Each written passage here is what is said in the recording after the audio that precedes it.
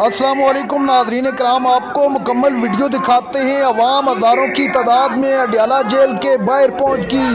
عوام نے واضح الفاظ میں کہا کہ ہم اپنے لیڈر عمران خان کو اپنے ساتھ لے کر جائیں گے، ہمیں کوئی مائی کا لال روک نہیں سکتا۔ اتنی بڑی تعداد میں عوام دیکھ کر پولیس بھی میدان میں آ گئی اور پولیس نے روکنے کی بھرپور کوشش کی، لیکن عوام نے رکنے کا نام نہ لیا۔ آپ یہ ویڈیو دیکھیے، پھر اس پر ڈیٹیل میں بات کرتے ہیں۔ عوام اور پولیس کی آپس میں چپکلش دیکھیں کہ جب ہم یہاں پر پہنچے تو انہوں نے جو ہے اینٹی ٹیررسٹ اسکواڈ کو کھڑا کیا تھا، انہوں نے روڈز خود بند کیے تھے، تمام روڈز، اور میں یہاں پر ان کو کہہ رہا ہوں کہ آپ یہ روڈ نہ بند کریں اور مجھے جانے دیں، کیونکہ میں یہ وہاں پر 4.5 کروڑ عوام کے نمائندوں کو روک رہے تھے۔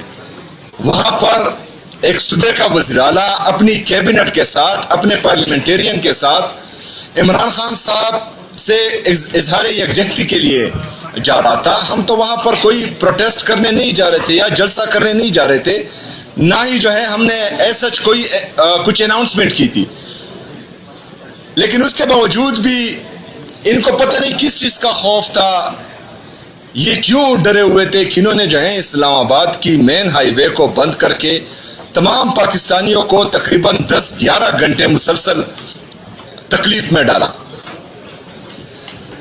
رویہ آپ نے دیکھا پولیس کا کہ اینٹی ٹیررسٹ اسکواڈ والے ایک صوبے کے پوری کیبنٹ، تمام parliamentarian, MPAs, MNAs, ان کو روکنے کے لیے بندوقوں میں کارتوس ڈال رہے ہیں اور پوری دنیا جو ہے اس کی ویڈیو دیکھ رہی ہے۔ مطلب ایک صوبے کے ساتھ، ان کے منتخب نمائندوں کے ساتھ ان کا یہ رویہ ہے تو عام عوام کے ساتھ ان کا کیا رویہ ہوگا؟ اس صوبے کے ساتھ جو صوبہ پاکستان کو سستی بجلی دے رہا ہے، وہ صوبہ جو پاکستان کو منرل اینڈ مائنز دے رہے ہیں، وہ صوبہ جو پاکستان کو گیس دے رہا ہے، وہ صوبہ جو پاکستان کو قدرتی وسائل دے رہا ہے، بدلے میں کیا مل رہا ہے؟ پنجاب کی حکومت ہم پر گندم بند کر رہی ہے، وفاقی حکومت ہم پر گیس بند کر رہی ہے، ریاست ہمیں ہمارا حصہ نہیں دے رہی، نہ این ایف سی میں شیئر دے رہی ہے، نہ ہمارا این ایچ پی دے رہی ہے، نہ ہمیں باقی وسائل دے رہی ہے۔ اس کے ساتھ ساتھ منتخب نمائندوں کو ڈنڈے دکھائے جا رہے ہیں۔ ہمارے ایم این اے کو اریسٹ کیا گیا، ملک انور تاج کو، شفقت عوان صاحب کو بھی اریسٹ کیا گیا، ہمارے پارلیمنٹیرین پر سیدھی گولیاں چلا رہے ہیں۔ ہمارا ایک دوست زخمی ہے، اس کو گولی لگی، ابھی بھی جو ہے اس کے شولڈر میں گولی ہے، سیدھی گولیاں چلا رہے ہیں ہم پر۔ تو وہاں پر بھی میں نے ان پولیس آفیسرز کو کہا کہ آپ کیا چاہتے ہیں؟ نفرتیں بڑھا رہے ہیں، آپ کا مقصد پاکستان کو توڑنا ہے کہ جوڑنا ہے؟ کیونکہ یہ جو رویہ ہے یہ قومی یکجہتی کو نقصان پہنچا رہا ہے۔ خیبر پختونخوا کی عوام دیکھ رہی ہے کہ ان کے منتخب نمائندوں کے ساتھ کیا سلوک ہو رہا ہے، ان کو مسلسل دیوار سے لگانے کی کوشش کی جا رہی ہے۔ اگر فرض کرے یہ رویہ جاری رہا تو نفرتیں بڑھیں گی، جب نفرتیں بڑھیں گی تو نقصان پاکستان کا ہوگا، اور وہ نقصان ہم نہیں چاہتے، کیونکہ ہم پاکستانی ہیں اور سب سے پہلے ہمارے لیے پاکستان ہے۔ ہم آ رہے ہیں کیوں تھے؟ صرف ایک ہی مطالبہ کہ عمران خان صاحب کا علاج ان کی فیملی کی موجودگی میں، ان کے ذاتی ڈاکٹرز کی نگرانی میں الشفا انٹرنیشنل ہاسپٹل میں ہو۔ اس میں کچھ غیر آئینی، غیر قانونی ہے۔ ہم نے تو پہلے بھی دیکھا کہ جعلی پلیٹلیٹس گرے تھے، پورے ادارے جو ہیں، جب عمران خان صاحب وزیر اعظم تھے ان پر چڑھ دوڑے تھے، پوری دنیا کو پتا تھا کہ پلیٹلیٹس جو ہیں وہ جعلی گرے ہیں، اس کے باوجود بھی عمران خان صاحب نے بڑے دل کا مظاہرہ کیا، ان کو جانے دیا 1 ہفتے کے 14 دن کے لیے، پھر انہوں نے وہاں پر سال گزارے، کسی کی کوئی فکر ہی نہیں تھی، کوئی بھی ادارہ ایکٹیو نہیں ہو رہا تھا کہ اس کو واپس لائیں۔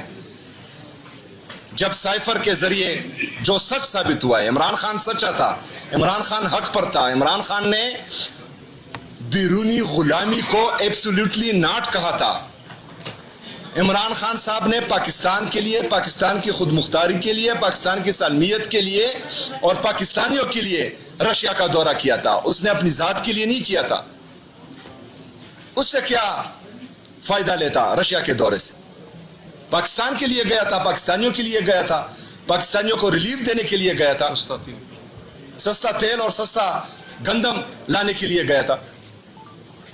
لیکن اس کے باوجود بھی جو ہیں ایک سائفر کے آنے سے جو ہیں ہینڈز اپ ہو گئے اور کہ یہ عمران خان صاحب کا ذاتی فیصلہ تھا.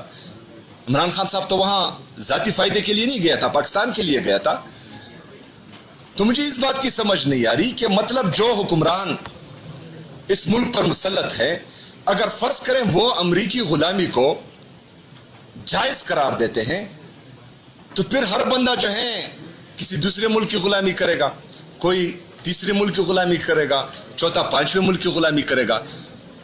مطلب امریکہ کی غلامی جائز ہے، باقی ملکوں کی غلامی جائز نہیں ہے؟ اس طرح نہیں ہو سکتا. پاکستان غلام ملک نہیں ہے. پاکستان غیرت مند پاکستانیوں کا ملک ہے.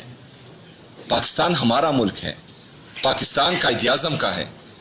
پاکستان علامہ اقبال کا ہے، جنہوں نے ہمیں خودداری کا درس دیا ہے، جنہوں نے ایک آزاد ریاست کا خواب دیکھا تھا، اس پاکستان کو آزاد رہنے کے لیے بنایا تھا. ہم نے کسی کی غلامی نہیں کرنی، اور یہ ہم نے اپنی لیڈر سے سیکھا ہے، جناب عمران خان صاحب سے سیکھا ہے. اس نے ایبسولوٹلی ناٹ بولا تھا. اس کا نتیجہ کیا ہوا؟ سائفر کے ذریعے بیرونی سازش سے، اندرونی غداروں کے ذریعے ریجیم چینج آپریشن. کیا ملا پاکستان کو؟ ریجیم چینج آپریشن سے پاکستان کو کیا ملا؟ مہنگائی، بیرونی قرضے، بے روزگاری، کسان تباہ، غریب تباہ. ہمارا انڈسٹریلسٹ رو رہا ہے، ہمارا کسان رو رہا ہے، ہمارا نوجوان رو رہا ہے، اس کو روزگار نہیں مل رہا. مسلسل جو ہیں ایک ہی پالیسی ہے ان کے ساتھ. نہ ان کی کوئی فورن پالیسی ہے، نہ کوئی اکنامک پالیسی ہے. ایک ہی پالیسی ہے کہ جب بھی پاکستان پر کوئی بوجھ آ جائے یہ پیٹرول مہنگا کر دیتے.